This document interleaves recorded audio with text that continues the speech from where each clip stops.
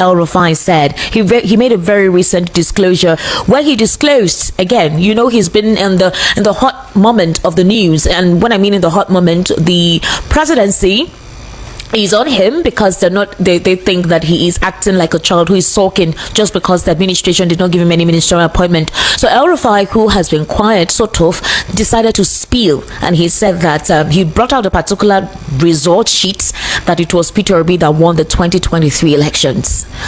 So because of that, based on that outburst, well, the administration has actually warned him to stop twisting the truth. They were saying that Peter Obi did not win the 2023 election, and this recent outburst that claimed Peter Obi actually won the 2023 election, according to them, is one of the most absurd political twists since the election was concluded. Now, what makes it even more baffling is that the same El-Rufai has suddenly taken to his X account to declare that Obi was robbed of victory and that he regrets supporting what he now describes as a rigged process. But Nigerians are no strangers to political drama, and this latest act from El-Rufai is just another poorly scripted episode in a long series of political theatrics. If El-Rufai is lying, why don't you sue him to court?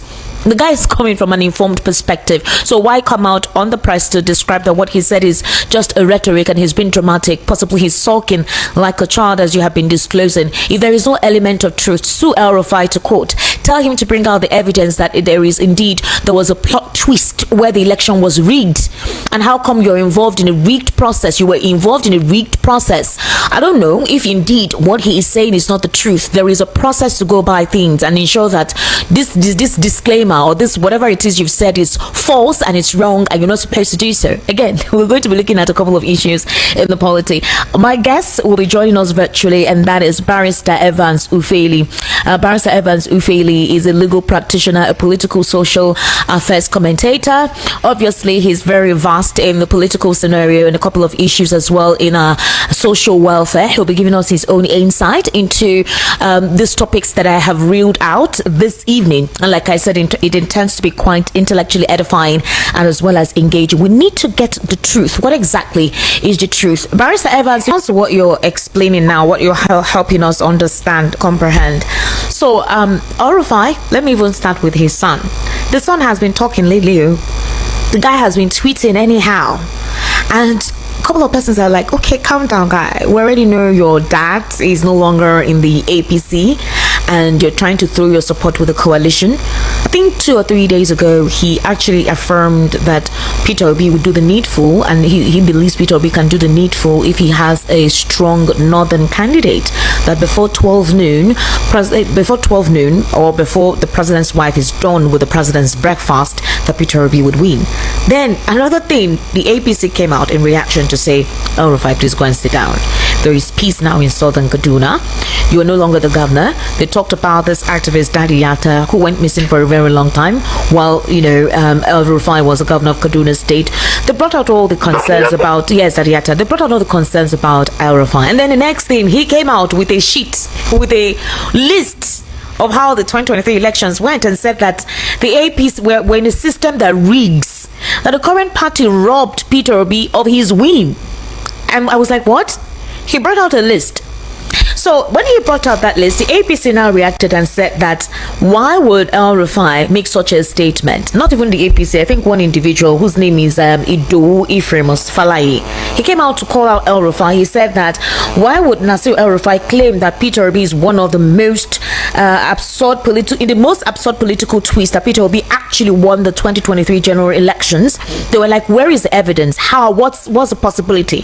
So there's this list that is out there that brought out all the numbers of the political parties, each of them, like that: APC, NNPP, PDP, Labour Party, and all. And in most of the results, you've seen it. So why is El-Rufai coming out now to say that? What difference will it make? No, that's one. Hold on, Barrister Evans. Number two, if this is the truth, why has the APC not sued him to court? Because it's a very implicating statement he made with that results sheet that he released for somebody on behalf of defending the government to just say that no, El-Rufai is spewing lies and he's angry just because the administration did not give him any ministerial position. That is a very huge expose. Yeah. it's a very huge expose. When I saw it first, I had to kind of confirm whether elrufai truly did that, and I was surprised. What he said is that they were the ones who had to rig him into power, and they know how to do it. Yes, and they know how to do it, and that this was the result factor. But are you surprised? I mean, I said that time when we were doing the analysis that Peter Obi was played out of the game of politics. I said it there. He was played out of the game of politics. Unfortunately, the evidence he needed to contend that matter, he didn't have it because INEC was complicit. Yeah. And so many other persons, including but not limited to the even agents, the Labour Party, also compromised and all that. So, I mean, it was glaring that glaring and unfortunate that they had to use the technical INEC contribution to the scam. When by the time it got to court, there's nothing the judiciary would have done. There's nothing the judiciary would have done? There's nothing they would have done without evidence. What would they have done? you for them to declare what is before them. They can't go after what is before them.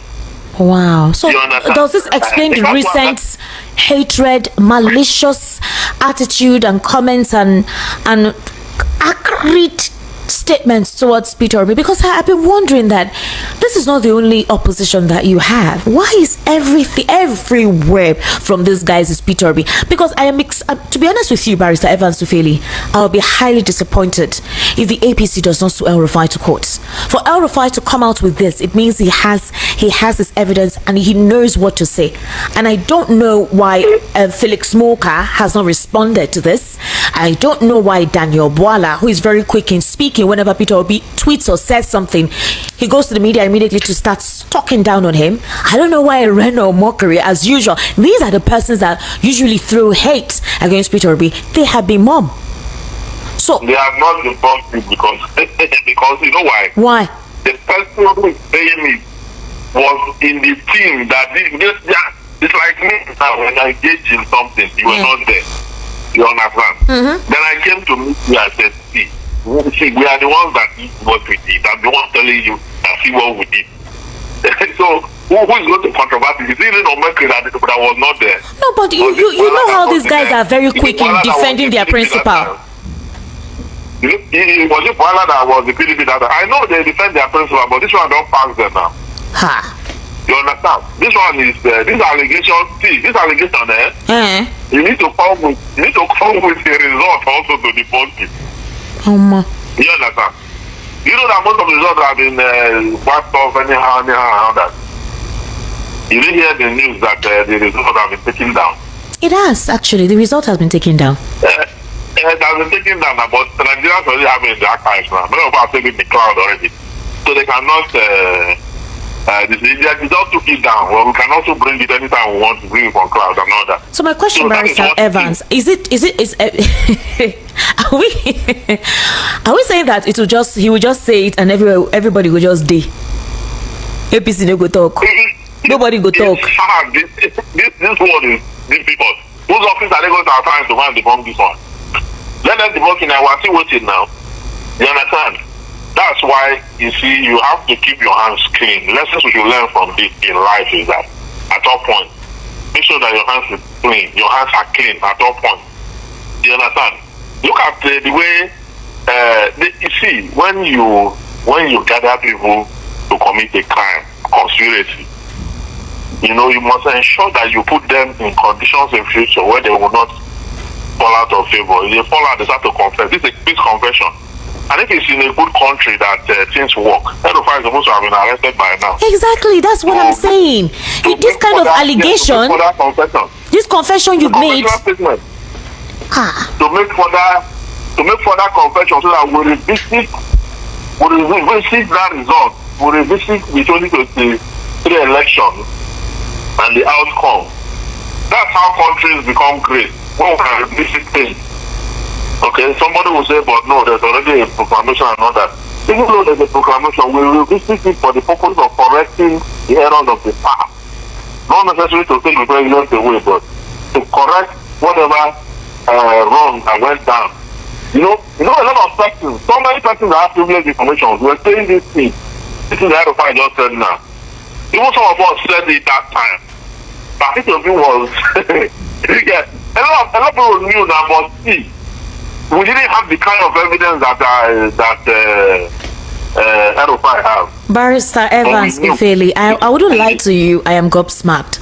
I'm trying to imagine this kind of revelation in a country like the United States or even in the UK, and somebody exposes what they did.